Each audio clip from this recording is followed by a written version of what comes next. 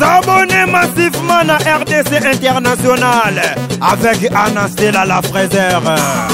RDC International. Beau s'abonner, beau s'abonner, beau s'abonner, beau s'abonner, beau s'abonner. Il va s'abonner on ne sait jamais. Bon s'abonner. Partout dans le monde, ici quand notre vous allez, chaîne à Kitoko Yango, on s'abonner. Na RDC, Ave Maria, c'est Chouaou TV. RDC International. Bonne information, ça va musicien. RDC International. On continue à faire YouTube. YouTube. Tout le monde est basé sur YouTube. YouTube. RDC International, les Kangi. Anna Esther, Fraser, pour l'unité, Nayo Mariam, Batimou, pour s'abonner. Yawa, this is your channel. We try to submit with the rest of the International. Bonne information, ça va politicien. RDC International. Bonne information, ça Yamboka. RDC International. Maman. RDC International. Merci beaucoup Anaster Fraser, joyeux anniversaire à toi maman Mokondi. Anaster Fraser Balobi to solo là toujours. René Abiri, votre humble serviteur. Je sais que vous avez tellement aimé vous s'abonner massivement sur www.rdc International. Merci beaucoup à Mariam Bandou, donc mon ami vraiment depuis quelque part. Paola Schengen Kilo à Londres. Maman Mimi Moujeka, maman la Chris Kalanda, sans oublier mon vieux Paolo Veri de Souza, mon thème maman Moseka Bossa Sikabakati na chassé. Naibike Naza Kosepe, la peine à Kosepe la trop. Merci beaucoup à Willy Moucheni, le véritable code mondial pour s'abonner massivement na RDC International TV. Merci beaucoup là, je pense que na attaque pour comprendre, je suis avec Vini. OAPI Azali, l'un des journalistes, de grands journalistes, je peux dire, a fonctionnera bien, il présente bien ses émissions qui évoluaient au sein de Eco RDC. Donc aujourd'hui là, il ne fait plus partie. Toyoki, tout le monde y vie de recherche à les réseaux sociaux, il est vraiment recherché, patrouillé par la police. Vrai ou faux? Bon, René Abiri toujours na cadre pour Tambola, na Koutani na Vini, na Bandal, quelque part, tout solo la na Vini, pour tout mais un peu couillé, en vérité, qu'est-ce qui se passe? Qu'est-ce qui a été caché derrière le contrat Paul Lelo à comment rechercher? Voilà, Vini, bonjour. Bonjour à tous les internautes, au du monde entier. Et je dis encore un grand merci à mon manager qui est la mère de mes enfants. Et donc voilà, et un grand merci aussi à mes enfants, si je l'aime beaucoup. Donc merci aussi à vous. Oui, merci beaucoup. Investir sur les enfants. Tout à l'heure à mes enfants. Donc voilà, Batika Papate. Voilà. Merci aussi à vous, René Abir. Et puis merci à notre frère qui est derrière la caméra. Donc voilà, merci. Maestro. Voilà, merci beaucoup. Donc Vini, bonne santé. Comment vont les activités? Apparemment là, tu ne fais plus encore participer sous souté dans ma vidéo dans YouTube. Ça fait déjà au moins 2 semaines. Ou à plutôt Moni, rumeur est pour circuler que vous êtes recherché par la police. Que celui qui est derrière ça, c'est ton patron. Il y a Eco RDC, autour des grandes chaînes. Il y a responsable. Ça là, on a mieux payé. Selon bon, ndenge toyo kaka ndenge pe to mona rango pe ba travers ba la na Eco RDC ba la véhiculé ainsi de suite. Ah, René a dit branché, scotché. Voilà. Toujours à la bah oui, effectivement, je fais au moins 2 semaines que je suis pas en train de tourner, je suis à la maison, je travaille plus. Donc voilà, la raison pour laquelle je profite à l'occasion de lancer un petit message. On a patron tout yamité à Malam, donc venez vous voyez là à la maison, en train de chercher le boulot. Déjà, je pense que je vais parler avec Letine Eja, le patron des patrons, le colonisateur de tous les Congolais vivant en Angleterre. Il y a Saranate dans le boulot. Donc voilà, quand on lobby, dans un moko, il y a un chroniqueur, un animateur culturel. Parce que moi, je fais l'INA d'abord, je fais 3 ans l'INA. Et j'ai eu le temps d'étudier avec mon vieux Djoka Kabengele. Djoka Kabengele, moi, ouais, donc, au vidéo en 2015. Au vidéo en 2015, ma photo est ça, ma rambutu. Donc, il président d'un groupe d'études dans le Djoka. Donc, on a eu le temps de passer avec lui à l'INA. Et quand je fais l'INA, on tapait ça, c'est mon vieux Marius Munga. Hein? Aux États-Unis d'Amérique. Parce qu'à l'époque, moi j'étais en 5e année, donc 5e année de humanité. Dans l'autre, déjà Marius, dans la grosse caisse, dans Raga TV. Avec ma Rastani Boy. On a outil dans Ngaba, parce que dans mon Ngaba, on a balanta la TV. Sorti ça de Eh, yo sarana Parce coûté. qu'on a boulé José Nani, Django Sogi Nani. Je ne sais pas, Didier Nzongo, voilà, Mokonza. on a manzengeli. Bana manzengeli na makala na coin. Kota Mai, jusqu'au Kota Prince. Eh, la prince na sona na. Didier Nzongo, Kota Mai. Eh, na sona na prince. Kota Pont. Donc na sona na prince yo sarana te donc mona ngaba on a la vie na biso Marius Munga. Après na yo landé na Rigini po ya pa mona monga fula. A fouté na Rigini na landi eva coachinga ve video moni TV sala boy pour à l'époque na ndo boulé na sala aviation. Mais tant on est remonté la TV, pessinga makambute na keina. Père na zu diplôme, père na biso bunda fort. Na di ina na gitabu na kutena ba joka bangolo parce qu'alina les professeurs d'absence audiovisuel en Debsabisobi, un animateur culturel, il faut avoir l'art de bien parler pour bien convaincre les gens.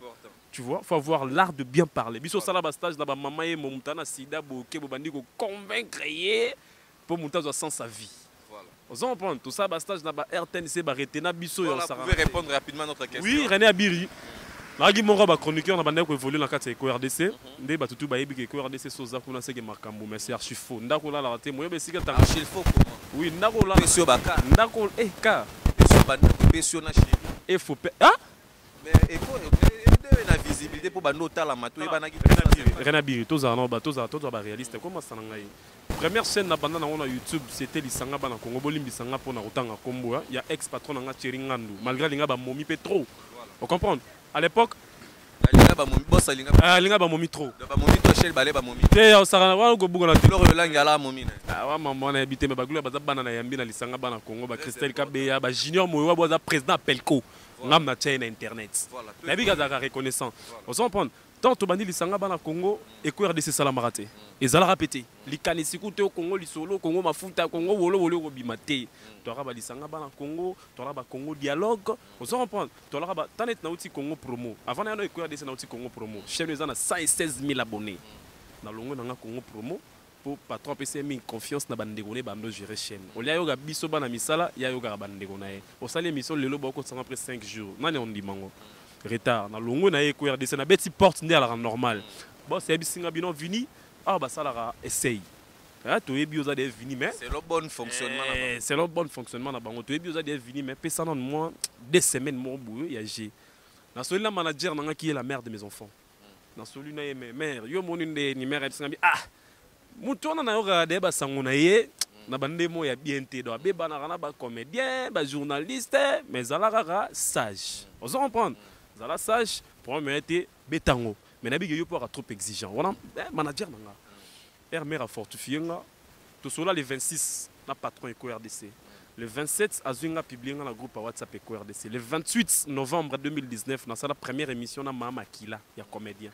To zara ba ser na biso ba mamisa. Et pesa maramu na nenga système batu ba commenter émission pesa na chombo parce que ngalo bana ba prév ba mambo ya li to sali ba tant to sali yango 2 semaines pelé eleki mais c'est la contraire raté na bandi yango novembre décembre janvier février on to côté 2020 mais manager na ngata singa mais bino bo na essayer 2 semaines mais ndeni 2 semaines eleki to komiti na février ozo monter des exploitations en tout cas ko tourner té so tourner na fâché. Pendant tout ce temps-là, pour 2 semaines, et au moins que nous beaucoup vers 1 mois. Réaction non, ils allaient qui envers tout pays à l'obéla. Il y a zala karaso comme lié au azaraso na mettre avocat na bon bouye ko RDC assez la bon contrat mettre a trop pris et puis voilà na sur la mettre dans ça tout ce temps-là et kendara. Oui, et keka bongo. Après ton manager na aussi dit qu'en février, de na frère na tourner té. Na ABC mais yozo ipsenge loka 2 semaines ngana yo luka visibilité chiote pona de na visibilité na ya chiote pona luka donc na uta kota Congo promotion ni ipsenge na 116 000 abonnés so Congo promo na tiki na Eco RDC donc c'est que na luka visibilité té na yende boulot par rapport yo ipsenga 2 semaines c'est nini eleki ndaku nanga na vanda kalisu nanga ba te ressorti sanga ba menana ma campagne pali nanga pona bima fo carburant batu bakana pali nanga mes enfants natinda mbongo nga vinini na fandi boye manager nanga tala ngai donc pona ba nanga tala na sala ka boye aventure côté au futate et le côté contre yate yo futela nga palé o te vini dans c'est le contrat mon boye chocho et o le ka 4 jours 5 jours ayo sa contrat Et ça sera le 1er mars 2020. Contrat verbal, tout contrat écrit. Contrat écrit. Oui, et ça, contrat écrit. À salaire, on a PC mail, il y a manager, attendez manager. Manager a mon nom, a boulot, a imprimé, a signé, a scanné, a zongi selier. Pour y avoir un contrat, on a signé, t'as les salaboy. Eh non, non, vérifier, non, t'as là, ti, a signé à péter. Si les lois signé, mais à reconnaître que c'est un contrat fonazala, pays. Premier paiement, on a mois de mars 2020. Tu commis en mars, tu l'équipe, paiement a été. Tu commis en mai, tu l'équipe, paiement a été. Juin, attends mon papa. Biso tout big place au ça la chose du problème au ta patron même. Soit ta transporter. Transport bando ça doit $5 à transport. Pour tout un mois. Papa. C'est que ko RDC on va aller au là-bas. Bando ça transport à $5. Ce n'est habir retourner lobby. Au bengi petit na biso mon Peggy à cameraman na biso yende ba akomi cordon. Petit na biso Peggy à $5. Il paye $5 pour me retourner. À chaque tournage. Chaque tournage. Ok, donc si tu calcules à chaque tournage $5, si les 30, ça fait déjà un nombre. Bon, voilà, salaire net au solang. C'est les transports. Transport, oui. Après, ça $5. En dehors de ce que, oh, et au Bimawana, au Tikala, pour recevoir mon côté, et pas à boss. Je jure devant Dieu. Au moment même des araquettes, tu travailles dans la chaîne, problème au béni patron. Ah, on a un problème dans le quoi, et des ngata. Est-ce que vous allez quand même reconnaissant pour boss dans son mélo puis mon frère? Tu as bien la relation. Na yebana na tout le ballon vérité. La relation quand même na bata moi. Yoka, tout le ballon vérité. Yoka. Na sala émission enquête sur les enfants de la rue. Ba pesanga $20 na yeta la ba fazer. Nga bogu na la na la muka na bi ah. Émission mo yelinga na mutu fona c'est émission mo concept mo na ba shege mais nga pe fona na ta roi shege. Nalata kilote katana pour le katana suki na tika momi nanga tant na komi bona tourner $20 ego muki insuffisant manager nanga sala western na show pour émissionner les gars bien caméraman na biso eko ya de ce verdict vioka 24 mise au point abisanga bi papa ko bakisaka bambongo no te na bemission eko ya de ce mukolezo kolela tara kam banga kuti bango ngala kuta bango. Voilà, mais actuellement là vous êtes recherché à la police, c'est suite à quoi? Entre Yé moko mutu aboti courage ne ofundanga paraît-il que yendenga lo bagenga na panzie sango galia mbongo ekuer de sena basi yanga futa ba travailler te. Donc yazo ebsangana la kisaye place ya lia mbongo. Vous êtes accusé suite il y a diffamation. Oui, c'est ça, diffamation. Donc ya lobi ke nga nazo panzie sango alia mbongo ekuer de sena basi ya futa ba travailler te. Yonga pena salir image na. Yonga pena ebsagi ke yepe.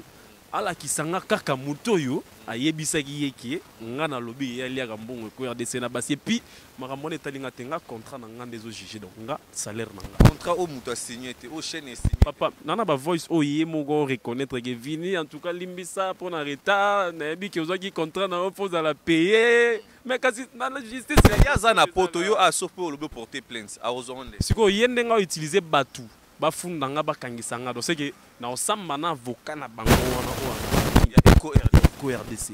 Donc parce que nga pe déjà na César qui va mettre nga ba maître Patrick, ba maître Crispin Daya, on va pourtant ba maître pas phrase.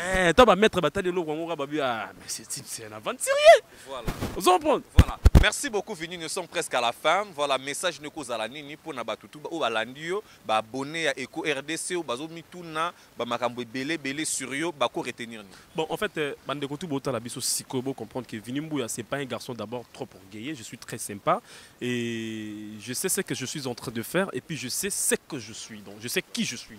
En fait, j'aime pas travailler na baloyenge.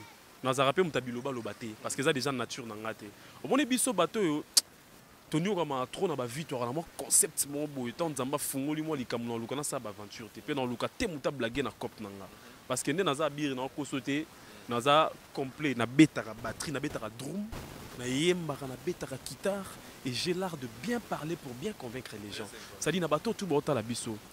Oyo azomona peut-être que basango nanga ki ya mabeke o vini asali boye babengane ne ko RDC asali boye o asali boye nana problème tengelo la longoli ko RDC zaka salaire nanga ba futanga te ba exploiter ngana pendant 4 mois gratuit et puis na moment on a eu contrat naza payé te nandenge bango ba boti courage ya ko utiliser batu ba fundanga ba lukanga ba kangisanga menaza taranga mo na pesa adresse place na vandara okondima na pesa adresse. En tout cas, un grand merci et surtout à mon manager, en tout cas Nzambe Abadelo maintenant on a des cop.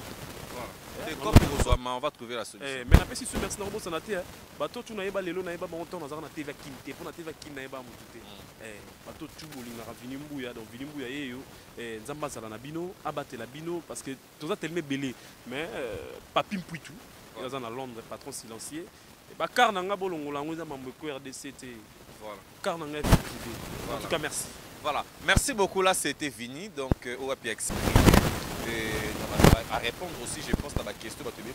Je n'ai pas été pour Vini, j'ai été là pour vous, pour nous retourner ma question. Il a été vraiment clair pour pouvoir nous répondre. Voilà pourquoi René Abiri, votre humble journaliste, curieux. Merci beaucoup. Abonnez-vous massivement sur www.rdc International.